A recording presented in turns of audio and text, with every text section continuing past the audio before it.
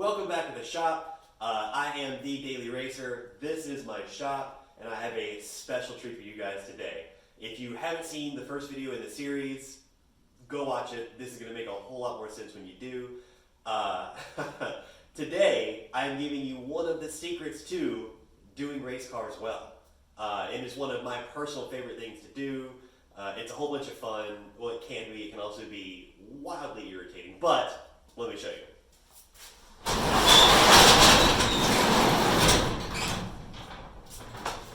Parts cars.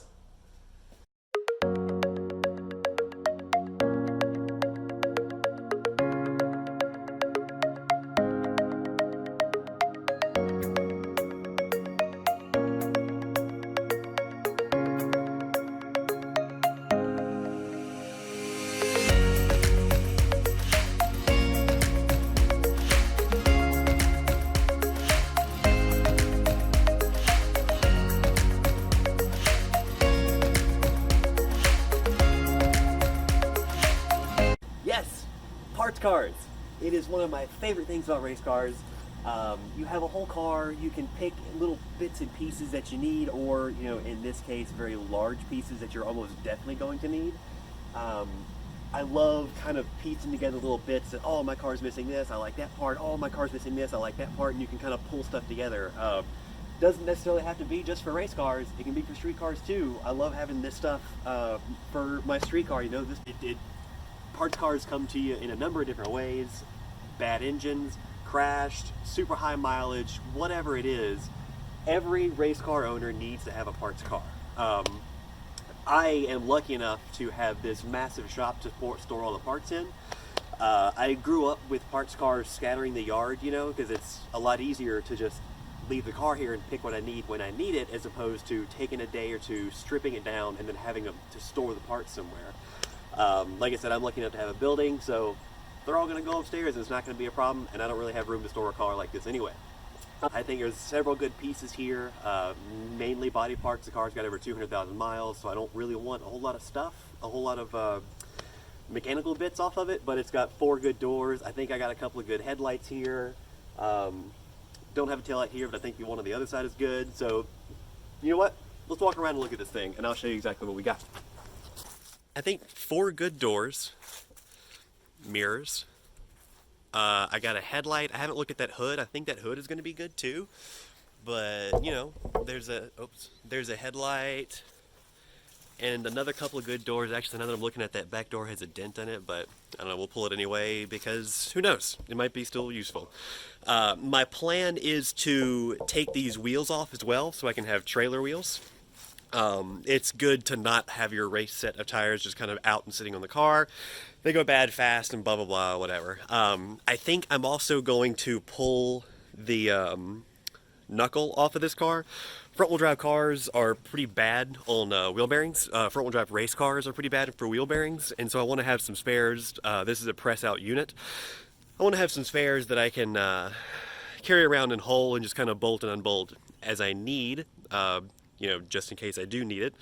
So I'll probably pull those things, but that's really about it, you know? I'll take a comb over the race car and see if there's any bits and pieces that I need, but as far as a race car goes, body panel, oh, there's a good gas door. Body panels, man, that's what you need. I can't use the gate, obviously can't use the rear bumper, but there's some good stuff here, and we're going to strip it down so I can take it to the scrap yard and get rid of it. For the sake of easier filming and not using my phone, I switched to the GoPro, so I apologize for the probably terrible video and sound quality. But anyway, we're going to get started on this thing. I've kind of looked it over a little bit, and there's a few new stuff that has popped up. Don't think I'm going to be able to use this headlight. It's cracked and broken. I don't want to screw with that, but I do think that I can use this bumper bar right here. So I'm just going to get started pulling stuff apart. You're going to come with me and watch. Get started.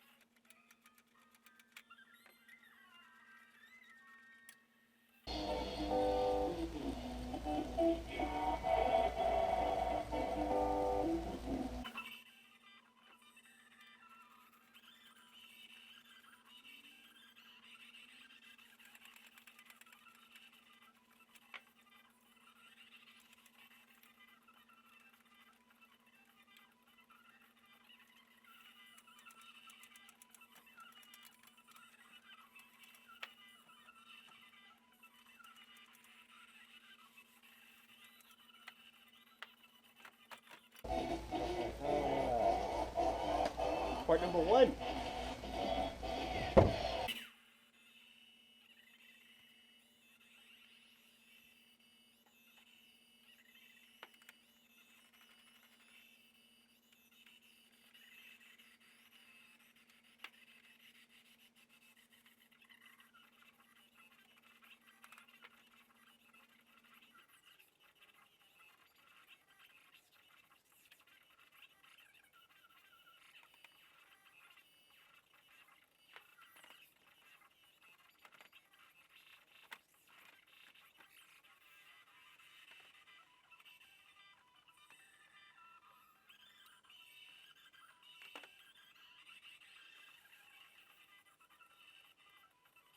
Part number 2.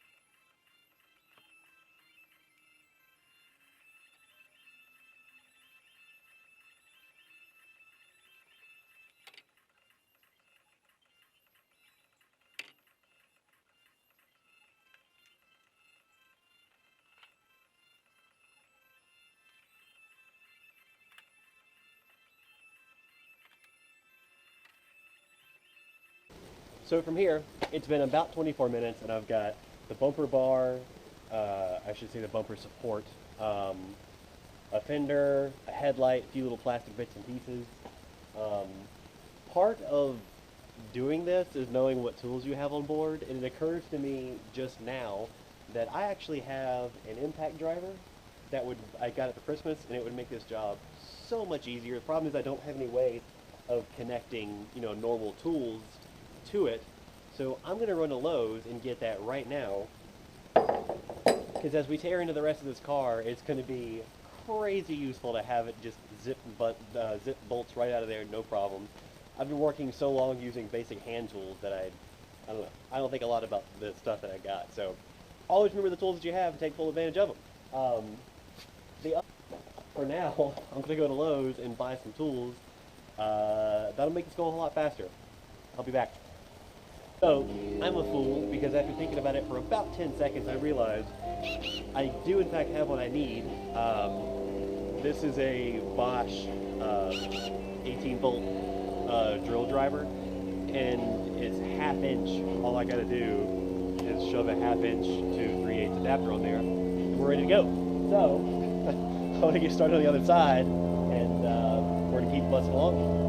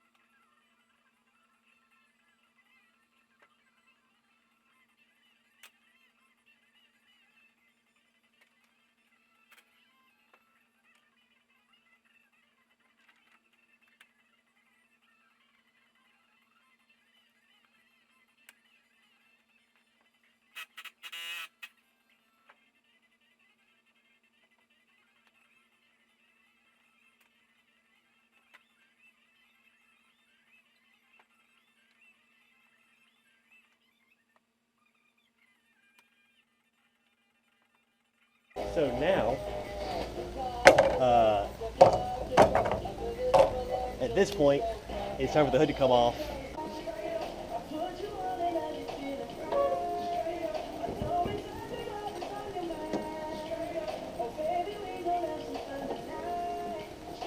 There she is. Yet another part for our race car. What we're going to do now, we're on the other side of the car. I didn't show you the back of the car. I only got one taillight off of it. That's not worth, you drudging through. I want to get this driver's seat out now. I would like to try to adapt this seat to my driver sim that I have in the house. It's a more comfortable seat. The sliders are better. It's going to take some work to get it there, but for now, I'm going to take it off and I'll throw it upstairs, and it won't be a big deal. Because the next thing we're going to do is start pulling doors off. And when we pull the doors off, obviously that's going to open it up to the elements, and I want to get this out first. I've looked through the interior. There's nothing else in here I care about. There's not even anything in here that's particularly valuable. Interior pieces for fits are really not, especially this year, really just not that valuable, not worth holding and selling anyway. So we're going to yank this driver's seat out and we'll start on the doors. Here we go.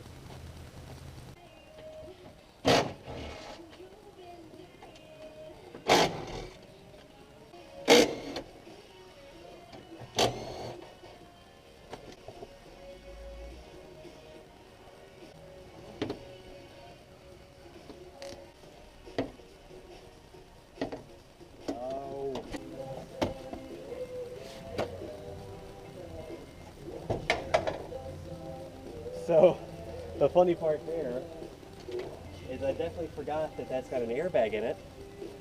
You can always know airbag sensors and deployment and stuff like that by yellow connectors. At least the Japanese always use yellow connectors. Anyway, let's get these doors off.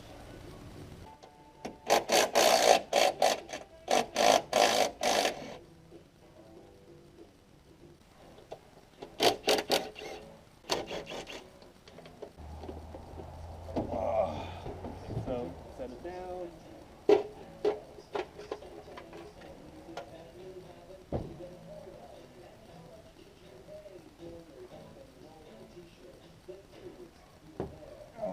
There we go.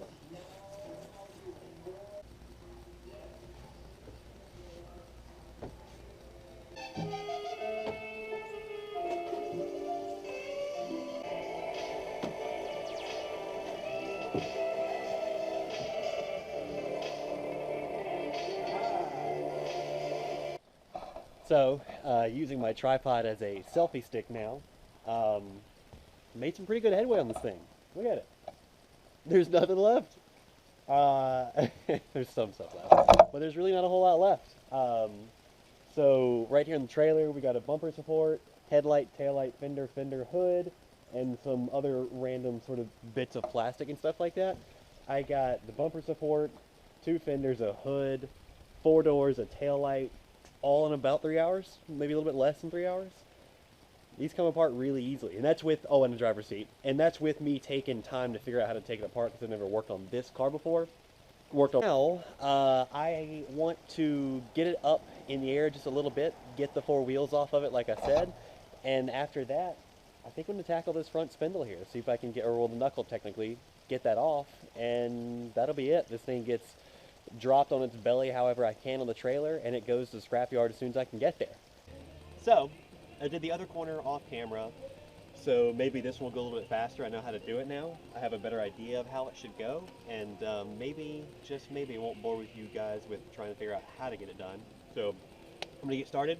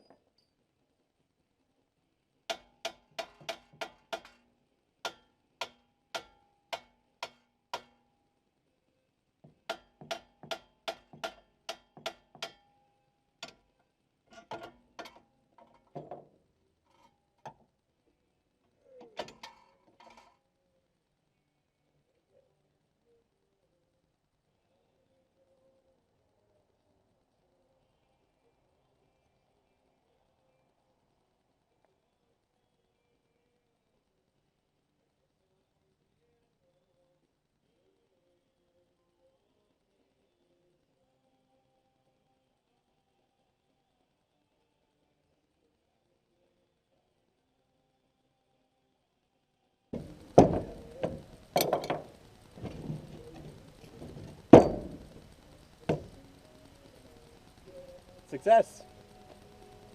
So that's it. This will, I don't know, probably going to end up ditching the control arm. These ball joints are typically really hard to come off, so I didn't want to screw with that today. But what this allows me to do is rebuild the hub with a new bearing and everything, and then I can carry this knuckle around with me. It's small and easy to carry around, and I can just swap it on and off super easy, super fast at the racetrack if I have to, if I get a bearing that goes bad. So with that, this parts car is stripped. Truck is hooked up, the car is tied down, we are ready to go to the scrapyard. It's tied down kind of janky like, but it's fine, it's not going anywhere. I've only got like a mile to drive or something. It's super close, which is really nice. But let's go and see what the junkyard looks like. I'm gonna do it.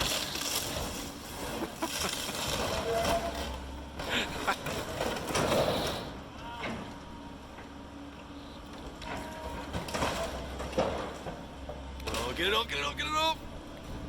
Holy shit. Ooh. Watch my French. That's a wrap. Holy crap. So that was nerve-wracking.